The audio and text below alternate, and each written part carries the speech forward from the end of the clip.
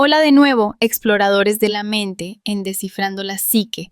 Hemos explorado las fuerzas universales que nos definen, desde la emoción y el apego hasta el estrés y la ansiedad. Ahora daremos un paso crucial para comprender la diversidad y, a menudo, la complejidad extrema de la experiencia humana, adentrándonos en el estudio de las afecciones psicológicas. Este tema nos obliga a confrontar la pregunta más difícil. ¿Qué sucede cuando los patrones de pensamiento, emoción y conducta de una persona se desvían de lo que consideramos norma, causando sufrimiento o disfunción significativa? Prepárense para una nueva serie donde exploraremos a fondo algunas de las condiciones más intrigantes, debatidas y malentendidas en el ámbito de la salud mental. Nuestro objetivo es reemplazar el estigma con comprensión y el miedo con conocimiento científico. En psicología, la anormalidad o un trastorno mental no se define simplemente por ser diferente. La ciencia utiliza criterios claros basados en la disfunción y el sufrimiento. Disfunción, un patrón de comportamiento que interfiere significativamente con la capacidad de la persona para llevar a cabo actividades diarias normales, trabajo, relaciones, autocuidado, malestar, distrés. La persona experimenta una angustia o sufrimiento psicológico intenso debido a su condición. Peligro. El comportamiento representa un riesgo para el individuo o para otros. La herramienta principal para la clasificación y el diagnóstico es el Manual Diagnóstico y Estadístico de los Trastornos Mentales, que establece categorías estandarizadas que usaremos como referencia. En los próximos videos profundizaremos en afecciones que abarcan desde los extremos de la personalidad hasta alteraciones fundamentales en la percepción de la realidad, entre ellos, trastornos de la personalidad. Estos son patrones inflexibles y pervasivos de pensamiento, sentimiento y relación con los demás que causan un malestar significativo o un deterioro funcional. Exploraremos los más complejos: psicopatía, sociopatía, trastorno de personalidad antisocial, la ausencia de empatía, conciencia y remordimiento.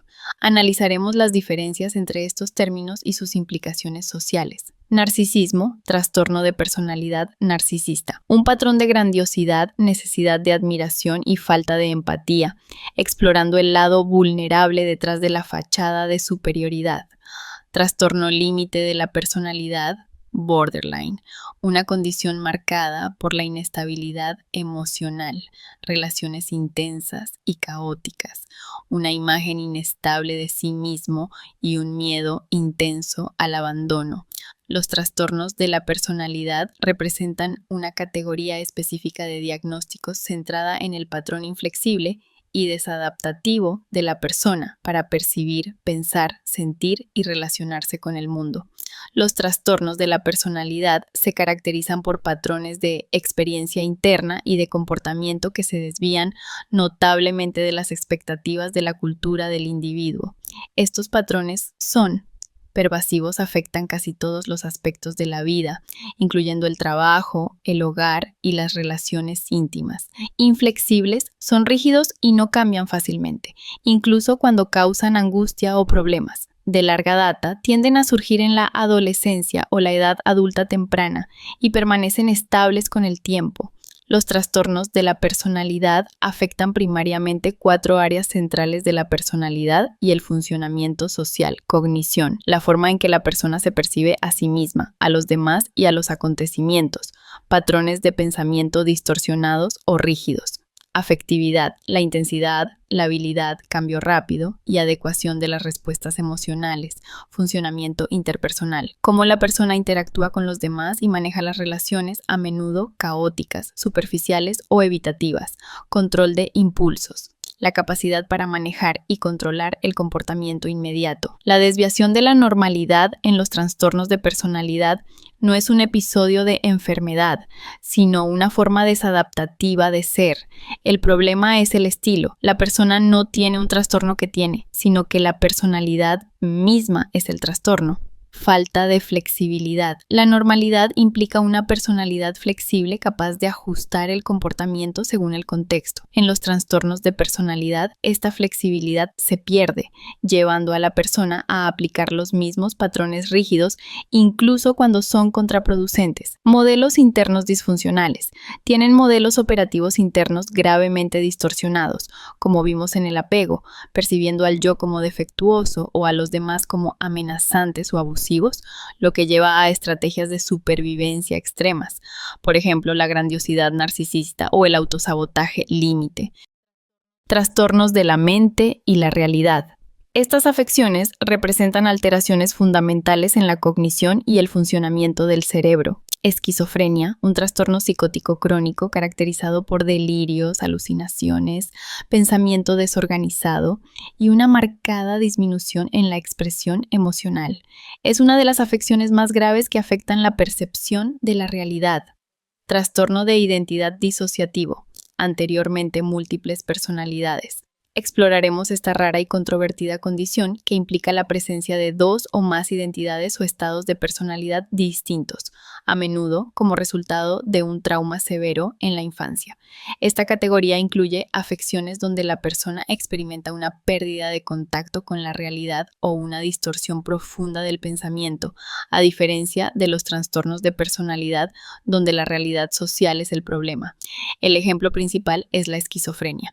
Estos trastornos se caracterizan por una marcada psicosis, que es la incapacidad de distinguir entre lo que es real y lo que no lo es. Síntomas positivos, experiencias que se añaden a la realidad y que no existen para otros. Incluyen delirios, creencias fijas, falsas e inamovibles a pesar de la evidencia en contra, por ejemplo, creer que se es un dios o que se está siendo perseguido. Alucinaciones, percepciones sensoriales que ocurren sin un estímulo externo, por ejemplo, oír voces o ver cosas que no están ahí. Pensamiento desorganizado, dificultad para mantener un flujo coherente de pensamiento y habla. Síntomas negativos, ausencia o disminución de funciones normales. Incluyen la apatía, la alogia, pobreza del habla y la anedonia, incapacidad para experimentar placer. Afectan las funciones cognitivas y perceptuales más básicas del ser humano. Percepción de la realidad, la capacidad para interpretar el entorno sensorial. Por ejemplo, alucinaciones, razonamiento lógico, la capacidad para formar juicios y creencias coherentes y basados en la evidencia. Por ejemplo, delirios emoción y motivación. Los síntomas negativos llevan a una retirada de la vida y una reducción en la expresión emocional. La desviación es una ruptura o fractura con el consenso de la realidad. Pérdida de la prueba de realidad. La normalidad se basa en compartir una experiencia común del mundo. Saber que si toco una mesa está ahí. En la psicosis, esta prueba de realidad se pierde. La persona está convencida de que su realidad alterada, sus delirios o voces, es objetiva. Deterioro episódico. A diferencia de los trastornos de personalidad, donde el patrón es constante, la psicosis a menudo ocurre en episodios o brotes, aunque puede volverse crónica. La persona experimenta una dramática pérdida de funcionamiento durante estos episodios. Neurodesarrollo y la condición humana. Abordaremos algunas condiciones que redefinen la interacción social y el procesamiento sensorial.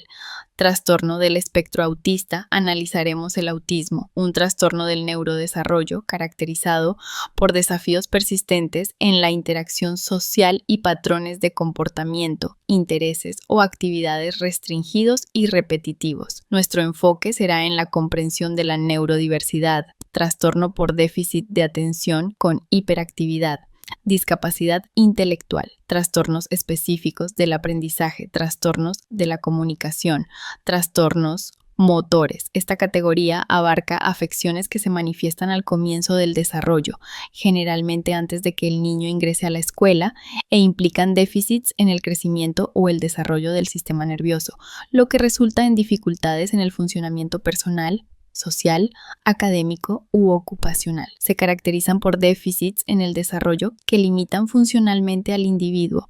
El trastorno del espectro autista es un ejemplo clave. Base biológica. Se originan en alteraciones en el desarrollo cerebral. Diversidad neuronal. El concepto moderno ve estas condiciones como parte de la neurodiversidad, donde el cerebro funciona de manera diferente. no necesariamente defectuosa. En el caso del trastorno del espectro autista, los déficits centrales se manifiestan en dos áreas: déficits en la interacción social y la comunicación, dificultad para comprender y usar señales sociales no verbales, contacto visual, gestos, y para desarrollar y mantener relaciones, patrones restringidos y repetitivos de comportamiento, intereses o actividades, adherencia estricta a rutinas, movimientos repetitivos o intereses muy intensos y focalizados. Hiperfocus. La desviación de la normalidad es una diferencia en el cableado cognitivo y sensorial. Diferencia cualitativa. La persona con trastorno del espectro autista no solo tiene menos habilidades sociales, sino que procesa la información social y sensorial de forma cualitativamente diferente. Por ejemplo, pueden tener hipersensibilidad al ruido o la luz, dificultad con la teoría de la mente. A menudo presentan dificultades con la teoría de la mente, la capacidad para atribuir estados mentales a otros, como intenciones o creencias, lo que dificulta la empatía y la comunicación recíproca. No es una elección, a diferencia de muchos trastornos de personalidad donde la elección y la motivación juegan un papel. El funcionamiento del cerebro en el neurodesarrollo es fundamentalmente diferente, lo que requiere un entorno adaptado para el éxito. El estudio de las afecciones psicológicas no solo ayuda a quienes las padecen.